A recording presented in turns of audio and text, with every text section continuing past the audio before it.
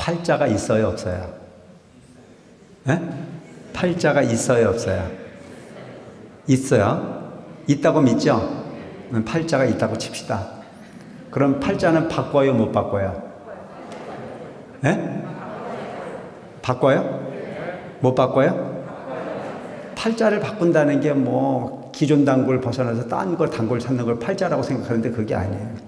팔자 분명히 있죠. 그럼 그 팔자를 뭐라고 이렇게 설명해야 되느냐면 전생에 짓고 온 공덕 내지는 업 뭐 이런 부분을 말합니다. 그래서 흔히 보면 아는 소리 하는 사람들이 이야기하는 게 거의 맞는다고 말하는 사람들이 꽤 있잖아요. 근데 그 아는 소리 하는 사람들이 지는 잘 살면서 아는 소리를 해요? 지 팔자도 현찮으면서 아는 소리를 해요?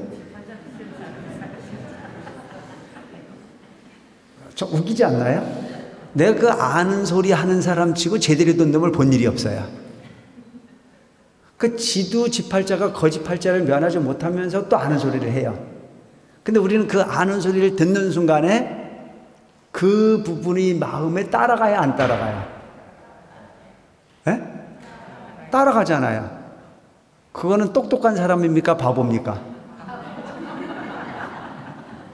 이게 묘한 게 뭐냐면 안 듣는 것만 못한 일들이 많이 생겨요. 안 듣는 것만 못한 일들이 많이 생겨. 그래서 여러분 되도록이면 나는 귀를 열 때 내가 존경할 만한 분의 말을 듣겠다고 사는 게 그게 중요해.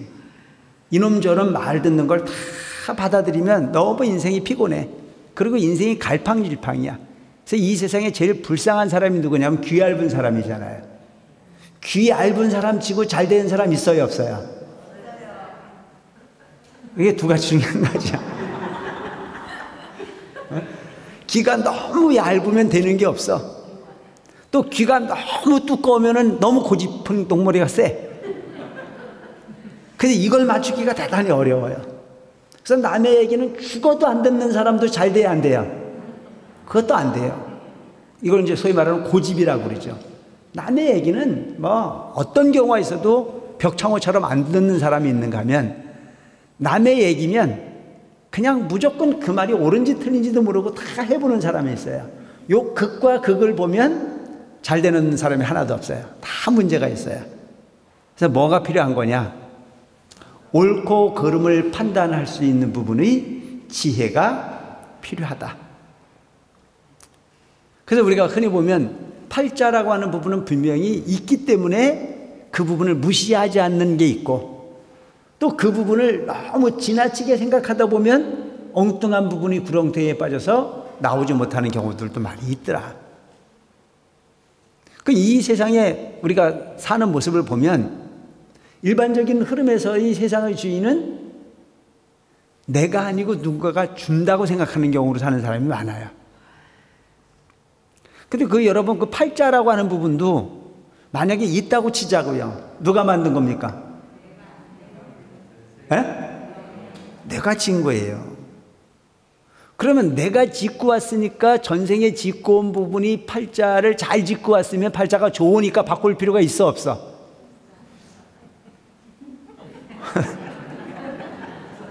아니 전생에 팔자를 잘 타고난 사람들은 바꿀 필요가 있어 없어? 없죠. 근데 전생에 아무리 팔자를 잘 타고 와서 잘 살아도 세상을 살면서 만족한 사람이 있을까요, 없을까요? 없어요. 이게 문제라는 거예요. 나는 만족을 하는 사람을 지금까지 본 일이 없어요.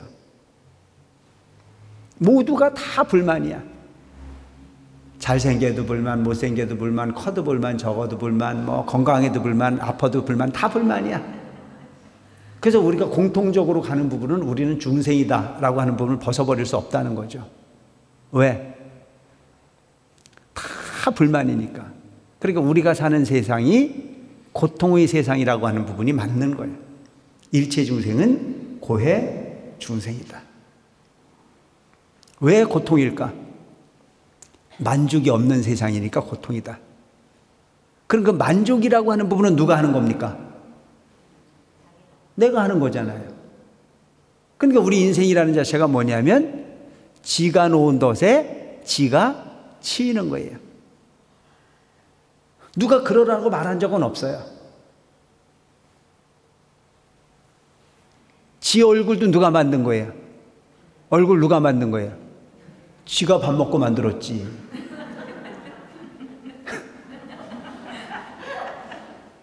아니, 지가 만들었지 누가 만들어줬냐고요.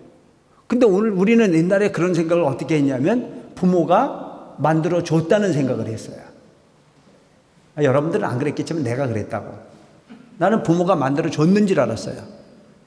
그래서 맨날 불만을 갖고 있었던 게 뭐냐면 이왕 날 바엔 좀 크게 나누던가 이렇게 나눴냐고 따지고, 이왕 나눌 바에는 공부를 좀 잘하게 만들어 놓던가 덜 떨어지게 나눠가지고 내 인생이 피곤하다고 말하고, 맨날 모든 원망을 부모에게 했어요. 근데 요즘 내가 살아보니까 아, 이건 누군가가 만들어주는 게 아니고 내가 만들어 가는 거더라고요. 건강하려면 잘 먹어야 돼, 안 먹어야 돼? 먹어야 돼. 그러니까 잘 먹으니까 몸무게가 늘더라고요. 부모가 해준 거 아니잖아요. 내가 한 거잖아요. 얼굴이 좀 덜 생긴 것도 지업이야. 지가 다 짓고 온 부분인데도 불구하고 그걸 뭘로 파냐 하면 팔자로 팔아요. 그럼 팔자로만 팔아먹을 거면 지금은 뭘 할 건데요? 지금 할 일이 없잖아요. 전생에 짓고 온 대로만 사는 걸 우리는 팔자 내지는 뭐라고 그래요? 숙명이라고 말하잖아요. 숙명. 타고난 대로 산다.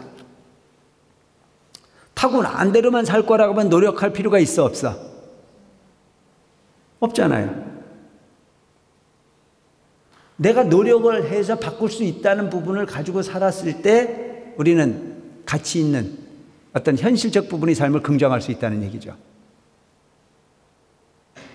그래서 불교라고 하는 부분이 이야기하고자 하는 부분은 과거와 현재의 미래를 인과를 이야기를 하면서 바꿀 수 있다고 가르치는 게 부처님 가르침의 핵심이에요.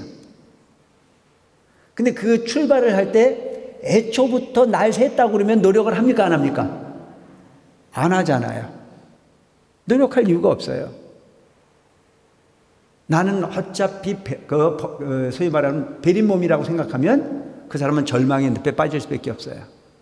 근데 부처님께서 이 사바세계에 오신 이유는 일체 중생이 고통이라는 사실을 아는데 그 고통을 누가 만든 거냐? 너가 만들었다라고 하는 걸로 설명을 해서 그걸 업이라고 말한단 말이죠.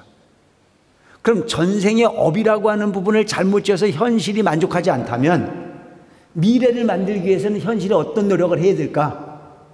과거에 잘못된 노력이었으면 지금부터는 잘하는, 전생에 짓고 온 부분으로 만족을 못하면 미래를 만족할 수 있도록 준비할 줄 아는 사람이 지혜로운 거예요.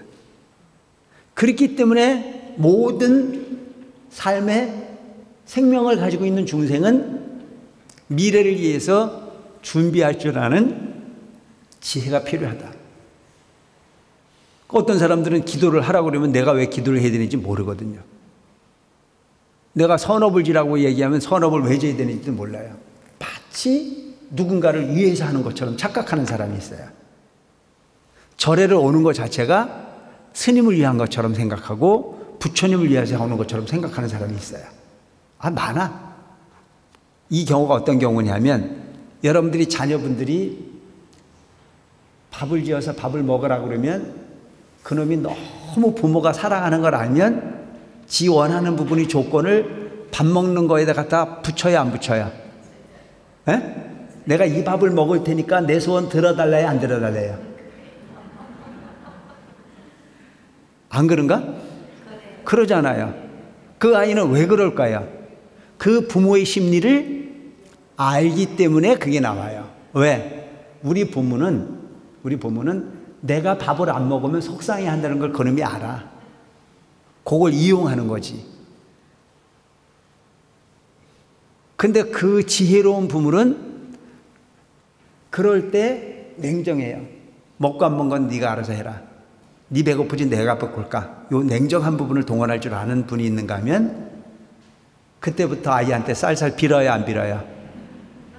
제발 좀 먹어달라고. 네 목에 밥이 넘어가야 내가 편할 것 같다고. 이렇게 약한 마음 갖고 사는 사람들도 꽤 있어요. 그거를 불자들도 이용하는 거예요. 똑같은 심리죠. 스님들이 뭔가 좀 이 세상을 빨리 불국정토를 좀 만들고 싶어.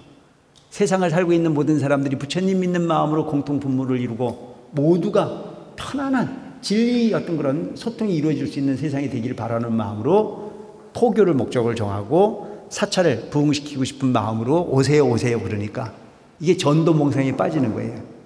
아, 저기를 저렇게 스님이 애절게 오라고 그러는데 내가 가면 저 스님이 참 좋아하더라. 몇 번 가다 보면 마치 저를 위해서 가는 게 아니고 누구를 위해서 가는 거야? 주지 스님을 위해서 가는 것처럼. 부처님이 일체 중생을 사랑하는 것이 부모가 자식 사랑하듯 모든 생명체를 귀하게 여기니 그들 또한 그 부처님이 넓은 사랑을 잘못 해석해서 마치 부처님을 위해서 뭘 하는 것처럼 생각하더라. 예를 하나 이렇게 듭시다. 여러분들이 우리가 불공을 할 때 부처님께는 공양을 올리잖아요. 올려보셨죠? 초파일에 등불 켜봤잖아. 안 켰어요? 아, 부처님께는 공양도 올리고 쌀공양도 올리고 초파일에 등도 켜고 인등도 켜고 뭐 많이 하잖아요. 그때마다 시시때때로 부처님께는 공양을 올려서 불공을 하지 않습니까? 하시죠? 요게 누구를 위해서 하는 것 같아요? 안 해? 마치 누군가를 위한 것처럼 전도봉상에 빠지는 경우가 너무 많더라는 거죠. 그럼 부처님이 왜 이런 부분이 공덕의 가치를 설명하셨을까? 육법공양의 의미를 설명을 하고 보시를 설명을 하고 계율을 이야기를 하고 보살행을 실천하라고 가르치는 그런 이유 자체는 뭐냐면 복업이 엷은 우리들에게 복 짓는 방법과 고통으로부터 여유로울 수 있는 만족을 얻을 수 있는 미래를 얻는 방법을 가르친 겁니다. 근데 그걸 잘못 생각하면 마치 부처님에게 내가 뭘 올려놓으면 엄청난 그 좋은 짓을 내가 상대를 위해서 했다는 착각에 빠진다는 거죠. 앞으로는 이런 착각은 하지 말고 기회 있을 때마다 내가 복밭에 씨앗을 넣었다는 생각을 가지고 삶을 살아가시기 바랍니다. 아시겠죠? 누구를 위한? 나를 위한. 그게 무척 중요한 부분인 거예요. 그래서 나를 위해서 사는 부분은 어떻게 해야 돼? 심사숙고해야 돼. 가볍게 갈 수 있는 일들이 아니야. 그러니까 여러분들 스스로의 미래는 그 누군가가 달려있지 않고 여러분들 스스로의 마음에 달려있어요. 그래서 부처님께서 가르치고자 했던 부분은 누구에게도 끄들려가는 인생을 살지 말고 스스로가 세상의 주인임을 자각하고 깨달아 미래를 개척하라고 방법을 가르치러 오신 분이 바로 부처님이시다.